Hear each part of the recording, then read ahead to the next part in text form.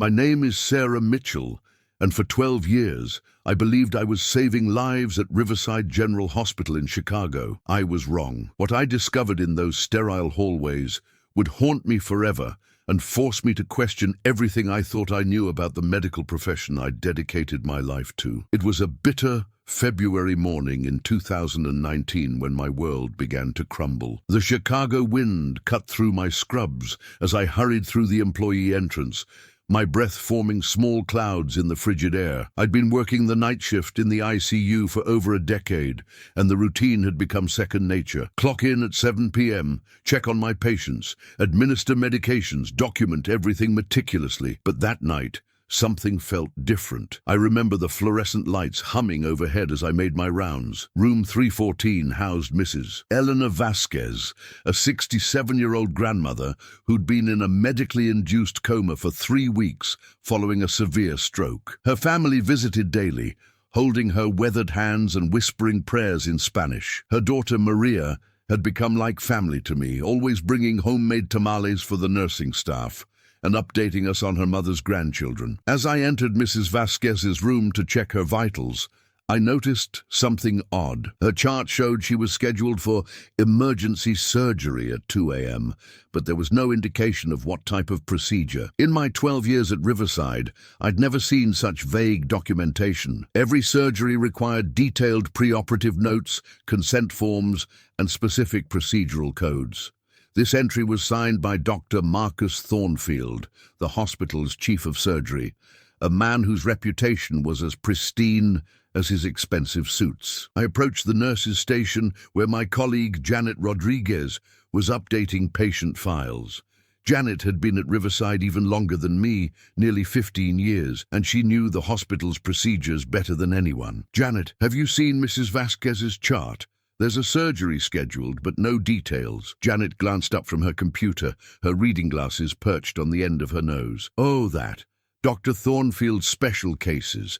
They handle all the documentation themselves. Something about patient privacy and specialized procedures. But we're her primary nurses. Shouldn't we know what's happening to our patient?" Janet's expression grew uncomfortable. "Sarah, honey, you know how these things work. The doctors know best. Dr. Thornfield has been doing this for 20 years. If he says it's necessary, it's necessary." But something in Janet's voice didn't convince me. There was a tremor there, a hesitation that spoke of unasked questions and suppressed doubts. I'd seen that look before, usually when nurses were asked to do something that didn't feel quite right, but came from someone with enough authority to make questioning seem insubordinate. At 1:45 a.m., the surgical team arrived. I watched from the nurses' station as they wheeled Mrs. Vasquez toward the elevator. Dr. Thornfield led the procession, his silver hair perfectly styled, even at this ungodly hour. Behind him walked Dr. Amanda Chen, an anesthesiologist I'd worked with countless times, and 2 surgical technicians I didn't recognize. What struck me as odd was the equipment they brought. Along with the standard surgical cart, there were several coolers marked with biohazard symbols and what appeared to be specialized preservation equipment. In my years of ICU experience, I'd never seen such an array of containers for a single patient. The next morning, I arrived for my shift to find Mrs. Vasquez back in her room, but something was fundamentally different. Her skin had a grayish pallor that hadn't been there before, and her breathing, while still assisted by the ventilator, seemed more labored. When I checked her surgical site, I found not one incision, but several.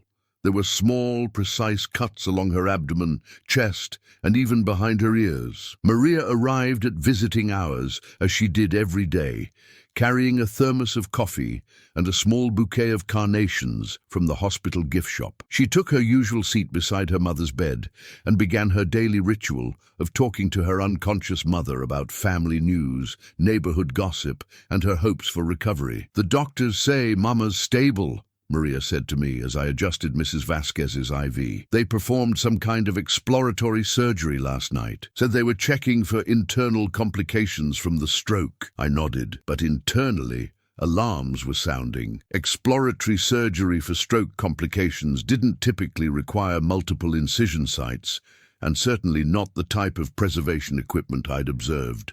I made a mental note to review Mrs. Vasquez's post-operative notes when I had a chance. Later that shift, I accessed Mrs. Vasquez's electronic medical record. The post-operative notes were surprisingly brief for such an extensive procedure. Dr. Thornfield had simply written, "Exploratory laparotomy completed without complications. Patient stable. Continue current treatment protocol." There was no mention of what they'd explored, what they'd found, or why multiple incision sites were necessary. Over the following weeks, I began paying closer attention to the late-night surgeries that seemed to happen with increasing frequency. Always patients in comas or vegetative states, always led by Dr. Thornfield's team, always with the same vague documentation and mysterious equipment. Mrs. Vasquez's condition continued to deteriorate despite the supposed success of her surgery. Her kidney function began failing, her liver enzymes became elevated, and her heart rhythm grew increasingly irregular. When I mentioned these concerns to Dr. Thornfield during rounds, he dismissed them as expected complications from her stroke. "Nurse Mitchell," he said, his voice carrying the authority of someone accustomed to unquestioned obedience. "Mrs. Vasquez suffered a massive stroke. Multiple organ failure is unfortunately common in cases like hers. We're doing everything medically possible. But I'd seen stroke patients before, hundreds of them. This pattern of organ failure was unusual, particularly the specific combination of systems that were failing. It reminded me more of cases I'd read about in medical journals involving organ rejection or surgical trauma. 3 weeks after Mrs. Vasquez's mysterious surgery, I was working the night shift when I witnessed something that would change everything. It was around 3 a.m., and I was completing my rounds when I heard voices coming from the supply room near the surgical wing. The supply room was typically locked after hours, accessible only to senior staff with special keycards. I approached quietly, my soft-soled nursing shoes making no sound on the polished linoleum floor. Through the partially open door, I could see Dr. Thornfield and Dr. Chen, along with a man I didn't recognize wearing an expensive suit despite the early hour. "The kidney was perfect," Dr. Thornfield was saying. "Type O negative, excellent function, no signs of disease. The recipient is doing well post-transplant." "And the liver?" asked the man in the suit. "Divided successfully. Both lobes were viable. We have 2 recipients who should make full recoveries." My blood ran cold. They were discussing organ transplants, but Mrs. Vasquez was still alive, still in room 314 with failing organs. How could they be transplanting her organs while she was still breathing? Dr. Chen's voice was quieter, more hesitant. "Marcus, I'm getting uncomfortable with this. The families don't know. These patients aren't brain dead according to standard protocols." "Amanda," Dr. Thornfield's voice carried a warning tone. "We've discussed this. These patients have no quality of life, no hope of recovery. We're giving their organs to people who can actually live full, productive lives. It's the most ethical use of resources. But the legal implications are my concern, not yours. Your job is anesthesiology. Let me worry about the ethics and legalities." The man in the suit spoke up. "Dr. Thornfield, my clients are paying premium prices for these organs precisely because of their quality. Living donor organs have significantly better success rates than cadaveric donations. As long as you can continue to provide this level of quality, the financial arrangements will continue to be very lucrative for everyone involved."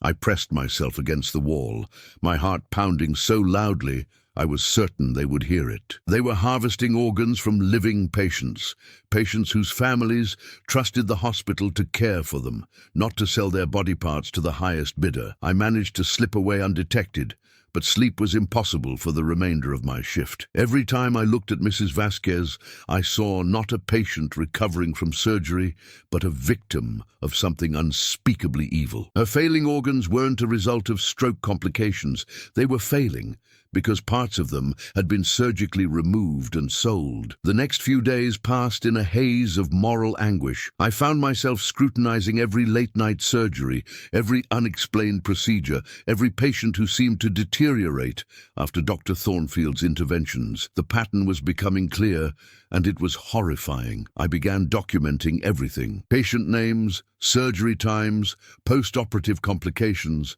and the mysterious equipment that accompanied these procedures. I photographed charts when possible, recorded conversations on my phone, and started building a file that I hoped would eventually expose what was happening at Riverside General. But I wasn't prepared for how deep this conspiracy went, or how dangerous it would become to investigate it. One evening, as I was leaving the hospital after a particularly difficult shift, I was approached in the parking garage by Dr. Chen. She looked exhausted, her usually immaculate appearance disheveled, her hands shaking as she lit a cigarette. "Sarah, I know you've been asking questions about the late-night surgeries." I felt my stomach drop. "I don't know what you mean. Please don't lie to me.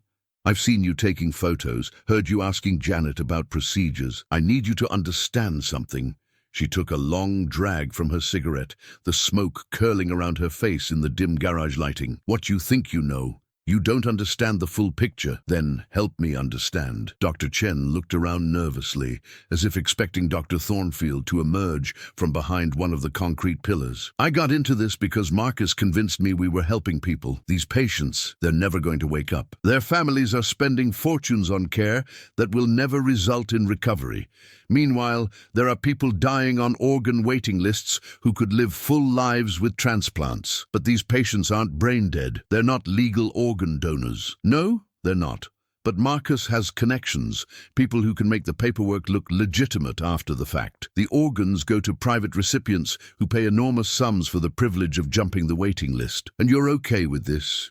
Dr. Chen's laugh was bitter and hollow. "I haven't been okay with anything for months.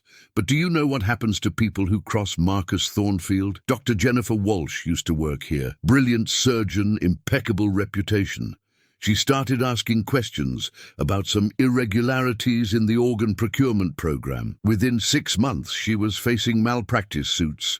Her medical license was under review, and she couldn't get a job at any hospital in the state. So you're saying I should just ignore what I've seen? I'm saying you should be very, very careful. Marcus has friends in the medical board, the hospital administration, and places you don't want to think about. If you're planning to do something about this, you better make sure you have ironclad evidence and powerful allies, because he will destroy you if he gets the chance." Dr. Chen dropped her cigarette and crushed it under her heel. "I have to go. My advice? Transfer to another hospital. Request a different shift. Get as far away from this as you can." But I couldn't walk away. Every time I looked at Mrs. Vasquez, every time I saw Maria holding her mother's hand and praying for a recovery that would never come because her mother's organs had been sold, I knew I had to act. I began reaching out to contacts outside Riverside General, a former nursing school classmate who worked for the state health department, a journalist friend who specialized in medical investigations, and eventually a lawyer who had experience with medical malpractice and institutional corruption. The lawyer, David Brennan, agreed to meet me at a coffee shop far from the hospital. He was a thin man in his 50s, with graying hair and tired eyes that had seen too much human suffering caused by institutional greed. "What you're describing," he said after I'd laid out everything I'd observed and documented, "if it's true, it's not just malpractice. It's murder, theft, conspiracy, and probably racketeering. The legal implications are staggering. So you'll help me? I'll help you, but you need to understand what you're up against. Hospitals like Riverside have teams of lawyers, insurance companies backing them, and relationships with law enforcement and regulatory agencies. If we're going to take this on, we need to be absolutely certain of our facts and prepared for a war." David helped me understand what additional evidence we would need. Financial records showing payments for organs, communications between Dr. Thornfield and his buyers, and most importantly, medical evidence proving that organs had been removed from living patients. Getting this evidence would require me to take enormous risks. I would need to access files I wasn't authorized to see, document procedures I wasn't supposed to witness, and potentially put myself in direct confrontation with people who had already demonstrated they were willing to kill for profit. But Mrs. Vasquez wasn't the only victim. Over the following weeks, I identified at least 6 other patients who had undergone similar mysterious surgeries. All were in comas or vegetative states, All had families who trusted the hospital completely. All had experienced unexplained organ failure following their procedures. One of these patients was Robert Chen, a 45-year-old construction worker who had suffered a traumatic brain injury in a workplace accident. His wife, Linda, spent every day at his bedside, reading him newspapers and playing his favorite music. She had been told that Robert's condition was stable and that there was still hope for some level of recovery. I watched Linda's face as she talked to her unconscious husband about their teenage daughter's upcoming graduation, about the vacation they had planned for the summer, about how much she missed his terrible jokes. She had no idea that Robert's liver had been partially removed and sold, that his kidneys were failing because sections had been harvested, that the man she loved was slowly dying not from his accident, but from surgical theft. The weight of this knowledge was crushing. Every day, I went to work knowing that I was complicit in a system that was murdering vulnerable patients for profit. Every smile I gave to worried family members felt like a betrayal. Every medication I administered to these victims felt like I was helping to cover up their slow execution. But gathering evidence was proving more difficult than I had anticipated. Dr. Thornfield's operation was sophisticated and well protected. The financial records were kept separate from the hospital's main accounting system. The surgical notes were deliberately vague and stored in a restricted database. The communications with buyers were conducted through encrypted channels that I couldn't access. I needed help from someone inside the conspiracy, someone with access to the information I couldn't obtain on my own. The only person I could think of was Dr. Chen, but approaching her again would be incredibly dangerous. I waited for the right opportunity, and it came during a particularly busy night shift when Dr. Chen was covering for another anesthesiologist who had called in sick. She was working on a legitimate surgery, an emergency appendectomy for a teenager who had been brought in by ambulance. After the surgery, I found her in the break room, slumped in a chair with a cup of coffee growing cold in her hands. She looked like she hadn't slept in days, and there was a haunted quality to her eyes that spoke of someone carrying an unbearable burden. "Dr. Chen, I need to talk to you." She looked up at me with a mixture of fear and resignation. "Sarah, I told you to stay away from this." "I can't. More patients are dying. Robert Chen in room 318, Margaret Foster in 322, David Kim in 307. How many more people have to die before someone stops this?" Dr. Chen's composure finally cracked. Tears began streaming down her face as she buried her head in her hands. "You don't understand. I tried to stop. I told Marcus I wanted out, that I couldn't continue. He showed me photos of my daughter walking to school, my husband leaving for work. He didn't threaten them directly, but the message was clear. Then help me stop him. Help me get the evidence we need to expose this." "You don't know what you're asking. Marcus has connections everywhere. The hospital board, the police, the medical examiner's office. Even if we could prove what he's doing, who's going to investigate? Who's going to prosecute? There are people outside his influence, federal agencies, journalists, prosecutors who specialize in corruption cases. But I need proof.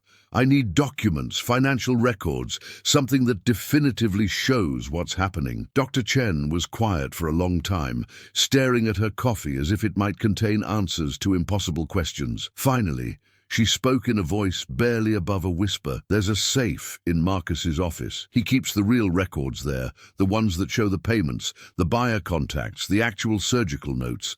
But it's biometric locked, and his office has security cameras. What about when he's in surgery? He never leaves his office unlocked, and the safe requires his fingerprint. Even if you could get in, you'd never be able to open it." I felt my hope beginning to fade, but then Dr. Chen continued. "But there might be another way. Marcus has a laptop that he uses for the encrypted communications with buyers. He brings it to the late-night surgeries to coordinate timing and logistics. If you could access that laptop during a procedure, would you help me?" Dr. Chen looked at me with eyes full of fear and desperation. "If I help you and we get caught, my family dies. You understand that, right? This isn't just about losing our jobs or facing malpractice suits. These people kill to protect their operation. And if we don't stop them, how many more patients die? How many more families lose their loved ones to this butchery? The next week, Dr. Chen informed me that there was a late-night surgery scheduled for Thursday. The patient was Maria Santos, a 34-year-old mother of 3 who had been in a coma for 2 months following a car accident. Her husband visited every evening after work, bringing drawings from their children and updates about their daily lives. Dr. Chen would create a distraction during the surgery that would require Dr. Thornfield to leave the operating room for several minutes. During that time, I would need to access his laptop, copy the files, and get out without being detected. The plan was risky beyond measure. If we were caught, it wouldn't just mean the end of our careers. It could mean the end of our lives. But the alternative was to continue being complicit in murder while innocent patients were butchered for profit. Thursday night arrived with a thunderstorm that seemed to mirror the turmoil in my heart. The rain pounded against the hospital windows as I made my way through the corridors, trying to appear calm and professional while my pulse raced with anticipation and terror. At 2:30 a.m., the surgical team wheeled Maria Santos toward the operating room. I positioned myself at a computer terminal with a clear view of the surgical wing, pretending to update patient charts while actually monitoring the procedure. At 3:15 a.m., Dr. Chen's voice came over the intercom, requesting Dr. Thornfield's immediate presence in the ICU for a patient emergency. I watched him leave the operating room, his face showing irritation at the interruption. This was my chance. I slipped into the operating room, where Maria Santos lay unconscious on the table, her abdomen already opened and her organs exposed. The sight was nauseating, but I forced myself to focus on the laptop sitting on a mobile cart near the anesthesia equipment. My hands shook as I inserted the USB drive that David Brennan had given me, designed to copy files quickly and leave no trace of access. The download began, and I watched the progress bar crawl forward with agonizing slowness while listening for any sound of Dr. Thornfield's return. 60%, 70%. I could hear voices in the hallway getting closer. 80%, 90%. Footsteps approaching the operating room. The download completed just as Dr. Thornfield's voice became audible outside the door. I yanked out the USB drive and slipped it into my pocket just as he re-entered the room. "False alarm," he announced to the surgical team. "Nurse Mitchell, what are you doing here?" My heart hammered against my ribs, but I managed to keep my voice steady. Dr. Chen asked me to check on the anesthesia levels. She was concerned about the patient's blood pressure readings. Dr. Thornfield's eyes narrowed slightly, but he seemed to accept the explanation. "The levels are fine.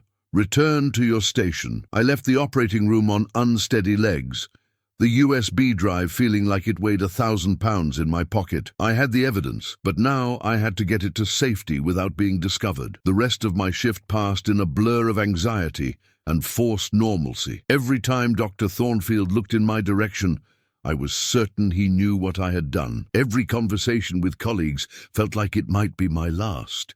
But somehow, I made it to the end of my shift without incident. I met David Brennan the next morning at a diner 30 miles from the hospital. He reviewed the files I had copied with growing amazement and horror. "This is incredible," he said, scrolling through financial records showing payments of hundreds of thousands of dollars for individual organs. They're not just stealing organs, they're running a sophisticated black market operation. "Look at this." He showed me communications between Dr. Thornfield and buyers around the world, wealthy individuals who were willing to pay enormous sums to jump organ waiting lists, private hospitals in countries with lax oversight that served as intermediaries, shell companies that laundered the payments to make them appear legitimate. We have enough here to bring down not just Dr. Thornfield, but an entire network of people involved in illegal organ trafficking, David said.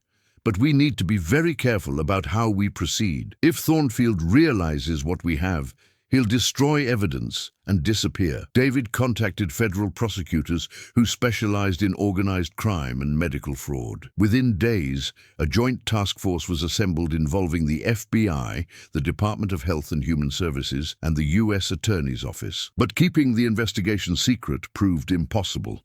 Someone within the task force, or perhaps someone monitoring communications at the hospital, alerted Dr. Thornfield that he was under investigation. I arrived for my shift the following Monday to find the hospital in chaos.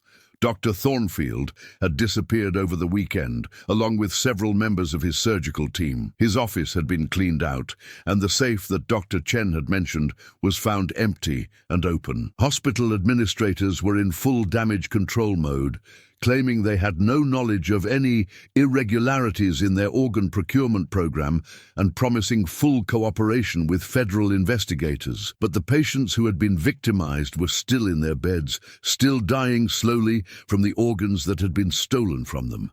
Mrs. Vasquez had passed away over the weekend. Her family told that her death was due to complications from her stroke. Maria Santos was deteriorating rapidly, her husband maintaining a bedside vigil while their children waited at home for news about their mother. The investigation that followed was extensive but frustrating. While the evidence I had gathered proved the existence of the organ trafficking operation, many of the key players had fled the country. Tragedy, Thornfield was eventually tracked to a private clinic in Southeast Asia, but extradition efforts were complicated by diplomatic issues and jurisdictional disputes. Dr. Chen cooperated fully with investigators, providing additional evidence and testimony about the scope of the operation. She was granted immunity in exchange for her cooperation, but the psychological toll of her involvement was evident. She left medicine entirely, unable to continue in a profession that had been corrupted by greed and exploitation. The families of the victims filed lawsuits against Riverside General Hospital, but the legal proceedings were lengthy and emotionally devastating.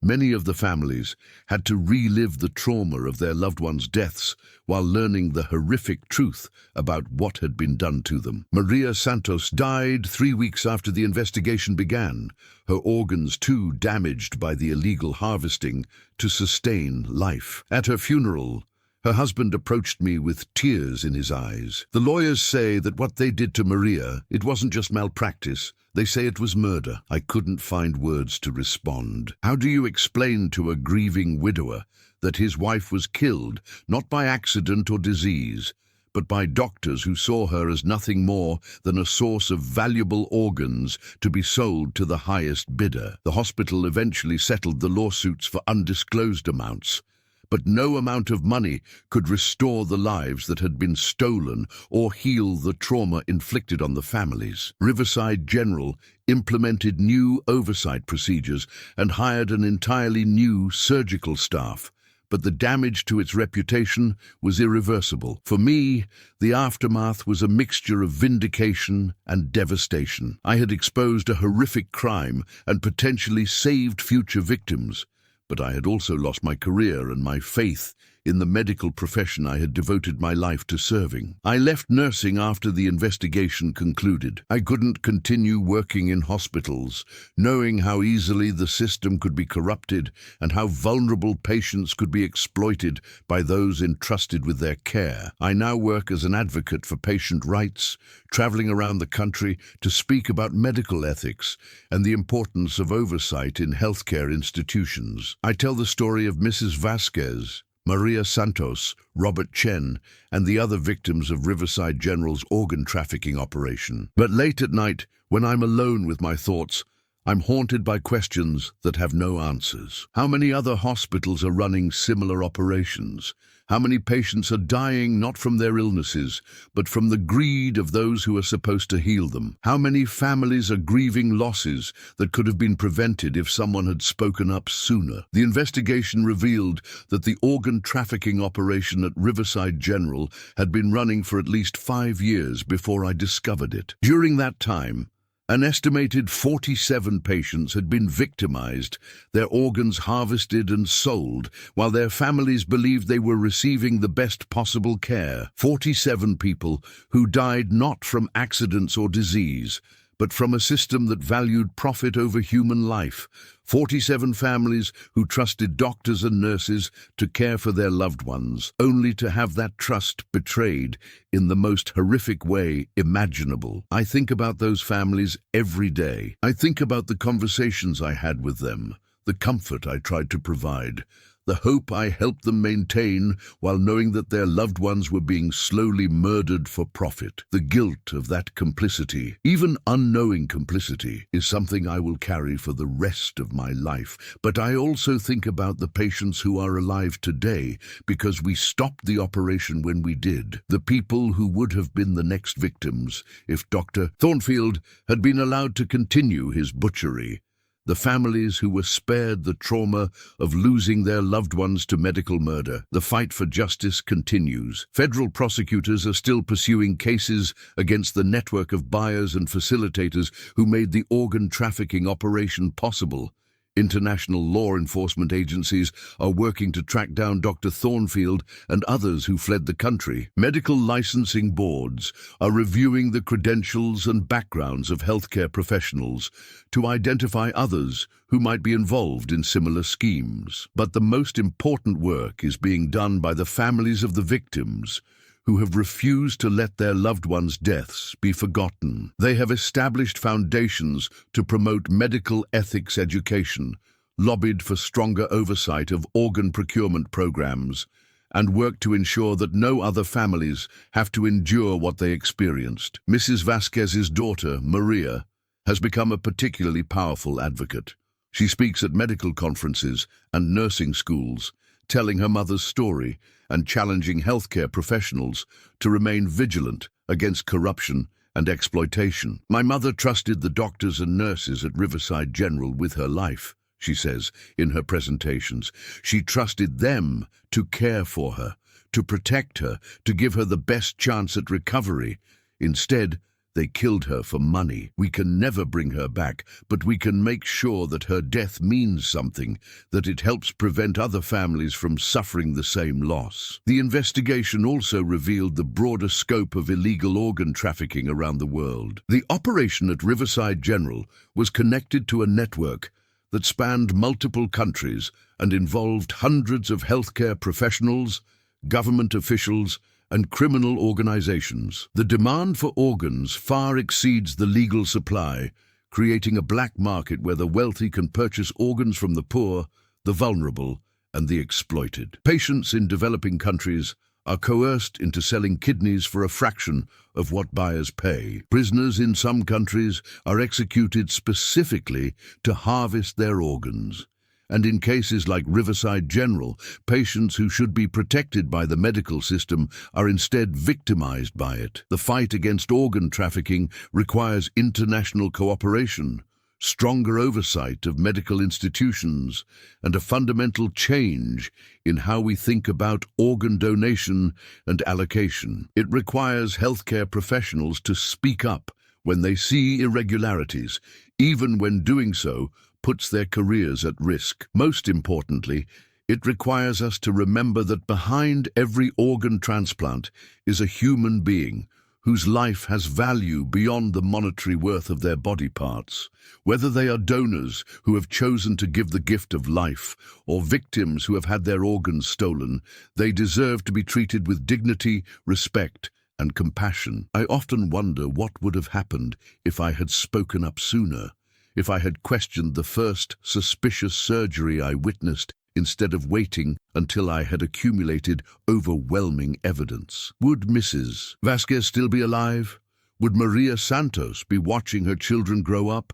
Would Robert Chen be telling his terrible jokes to his wife and daughter? These are questions that will never have answers, but they serve as a reminder of the responsibility we all have to protect the vulnerable and speak truth to power, even when doing so comes at great personal cost. The 12 years I spent at Riverside General Hospital taught me that the medical profession, like any human institution, is capable of both great good and terrible evil. The same knowledge and skills that can save lives can also be used to exploit and destroy them.